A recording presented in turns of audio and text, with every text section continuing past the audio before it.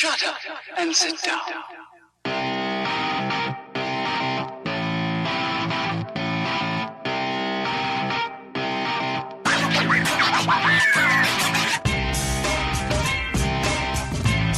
Hello and welcome to the Dunning-Kruger effect. I'm Keith, and I'm here with Troy, Rob, and Tim. Hey. Not gonna even broach the filter that Tim's got on. I'm gonna go there. So how's everybody doing today? So what's going on? What is happening? Oh, I see. It's a filter. Okay. Or something. He's not a cat. I am not a cat. He's not a cat. That meme will never get old. It's amazing. That dude. People said the same thing about Bernie Sanders as well, and it's pretty old. True. But wait till they combine together and become like a super meme. Bernie Sanders the cat. Not a cat, obviously. Well, I think it just becomes like I think that's just like a meme singularity at that point. The internet just collapses in on itself. I mean, it kind of already does every day. That's true. What about like a Bernie Sanders versus I'm not a cat? Like how would a versus like I'm trying to find that exact filter, that cat filter now, but never mind. I have no clue. So when you're at work, Tim, just because I know it's an audio medium, assuming this ever gets published, but when you're at work and you're doing Zoom calls at work with people, and you say you'd use the same setup, do they see the giant Stein next to you at work too? Well, I use WebEx, or Teams, but usually I'm at my desk if it's just like a standard meeting. Like I don't necessarily like have like all this because I need to have my laptop and everything in front of me. So I'm actually over at my desk. But if I'm doing like an event where I'm like playing some music for a meeting or something, then absolutely they can see the Stein and everything. It's just like it's a good conversation piece. Like, well, Tim's a drunk. All right then. Well-known fact. Have you ever put like how much alcohol have you filled it up before? It holds exactly 0 alcohol because it's just one giant chunk of plastic. Oh, is it? That's a shame. It's just a problem. You ruined the illusion. Does it top an audio medium? I assume you got that in Prague, right? No, I actually got at I saw something like that in Prague. Okay, cool. It's the Sam Adams one. It was a prop from a they were giving it away at a restaurant that it was used to be called Smoke and Bones. It was flavors and it was something else and just became different iterations. So basically it was attached near a Holiday Inn near where we live, right? And we noticed there was like a little thing by Sam Adams Oktoberfest beer. You get your name in a ballot to win it. And I was like, I kind of want that. So I thought it was real when I entered the ballot. So I probably bought, almost $100 worth of Sam Adams, like over the course of like a few weeks, get my name in there. The waitresses or like the server saw me like every day, so I think they kind of rigged it so I actually won it because I don't think there's a lot of people who entered it.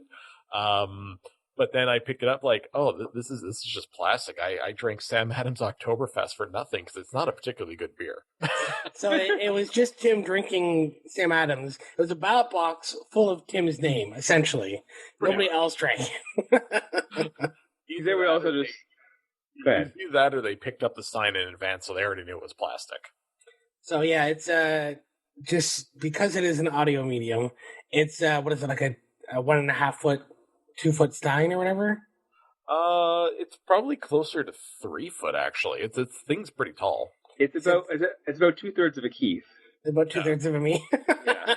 So if we're looking for proper unit of measurement. Yeah, it's pretty good. One quarter Jawses. What? No.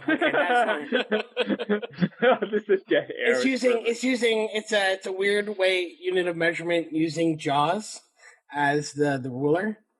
Jaws is in the shark jaws. Yes, as in the shark jaws. Yes. Okay.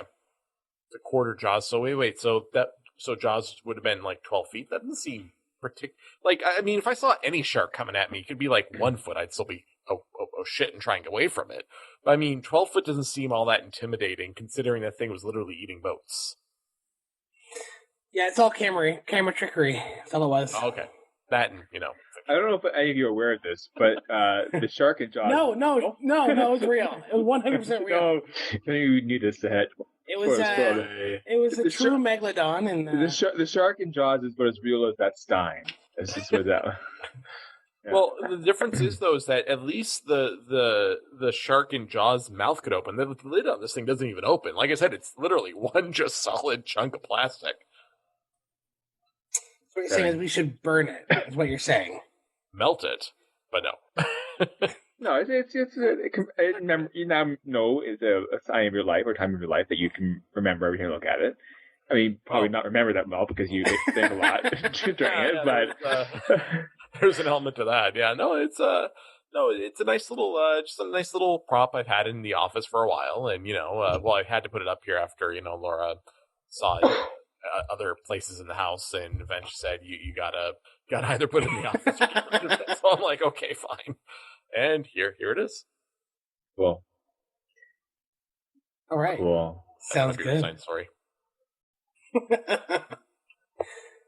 Have any of you started watching WandaVision at all? Yep. Yeah. I'm all caught up. No.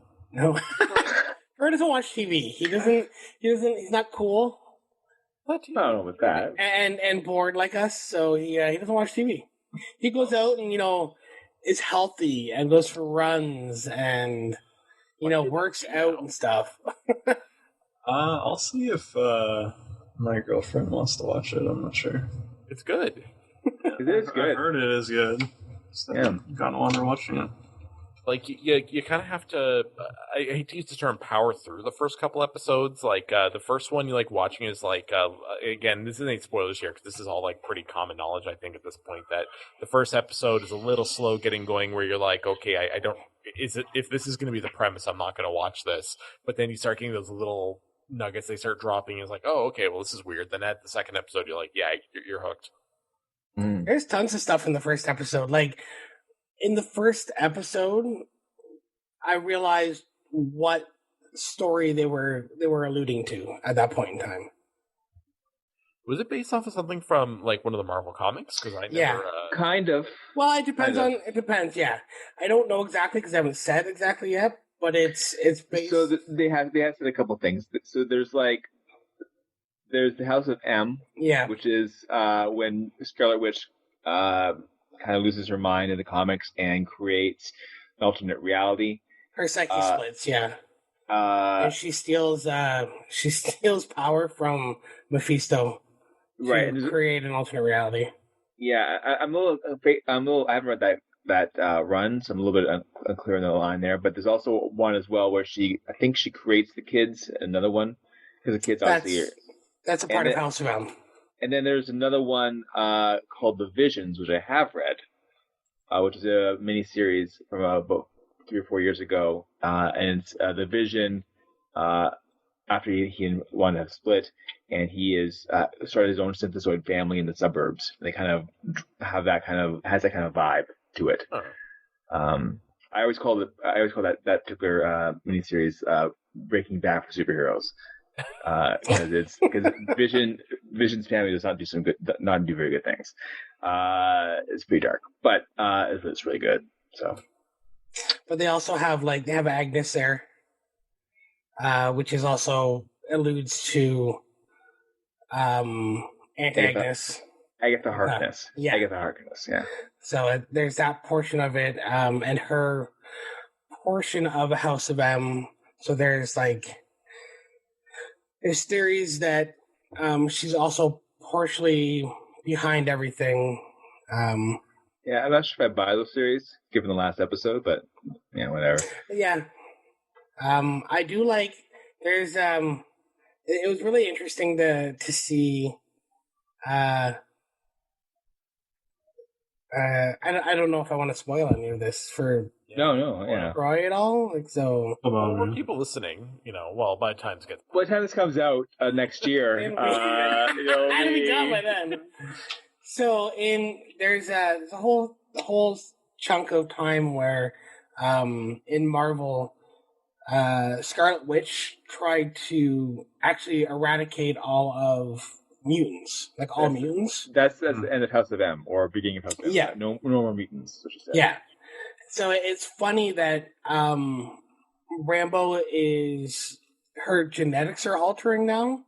So Yeah. she's mutating. So could it be the weird like other like dichotomy of in the comic book she's eradicating mutants. In this one, she's creating mutants. So everybody else inside of that and inside of Westview has now been altered genetically, and everything else around it has been altered genetically. So is she actually creating mutants?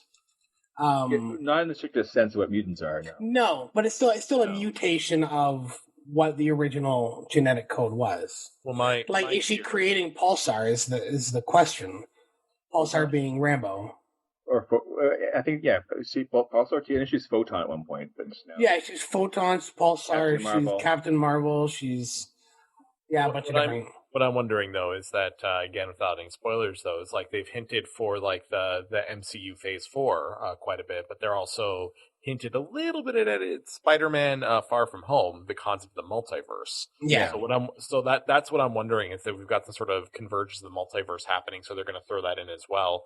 Again, not going to reveal a spoiler. When someone shows up from a different universe ish, we really don't know what happened.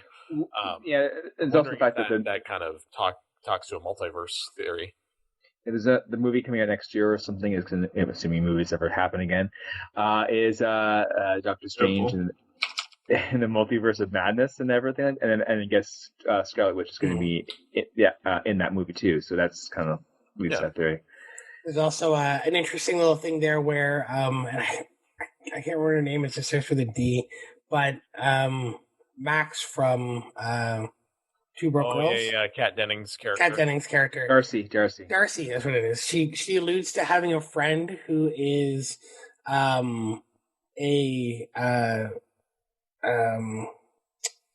scientist, astrophysicist. That's actually that's Rambo again. Monica Rambo says that. Is it her? I thought it was Darcy that says it. No, it's Monica Rambo because Monica Rambo. I just got my message. We have to go meet my contact. Okay. And that's when they left town. But it's just like, okay, so astrophysicist, right. And then we know that a new Fantastic Four movie is in the works, and or it's going to be released soon. I can't remember how far along they are with it. So is it Mr. Fantastic? That's what I thought too. I was like, here's the thing. I'm not sure if they're going to go that. Like if they do that, that's. If they make dragging everything into. If they make this show the start of the Mutant and the start of the Fantastic Four, that's insane.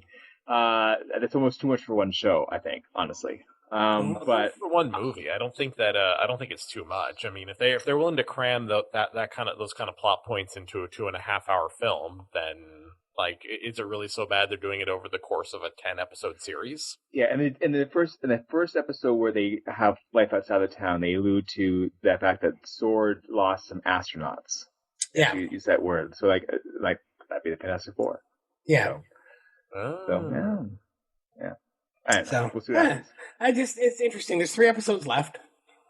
Do you see this as being something that they will make like a quote unquote season 2 No. continuation? No, this is a one-off I think so. series. Yeah, one season series. Yeah, they'll allude to it in the movies, of course. Because it's part of the official MCU. But they're going to move on to Falcon and the Winter Soldier. They're going to move on to like more stuff like that. Like, and I kind of like that approach rather than saying, oh, we had a hit, therefore, let's milk it all we can. Let's squeeze out as many seasons as humanly possible. Instead, okay, we told a story over, 6 or 7 episodes and we're just going to move on. And I've always appreciated that approach to television because it allows for a show just to be good. And when you're done telling the story, you're just done telling the story. Yeah, for sure. Like that's why I liked the show I watched last. One of my favorite shows I watched last year was an older show. It was The Leftovers, and they had the same kind of vibe. Like 3 seasons, and they wanted to end it on their own terms. They ended it on their own terms, and made it a perfect show. Right? Like it's just like you want to overstay your welcome. I agree. But there's a lot of different things like the wine bottle in the first episode alludes to House of M. But if you watch certain things, like I think it's the second episode, as they go through the floor.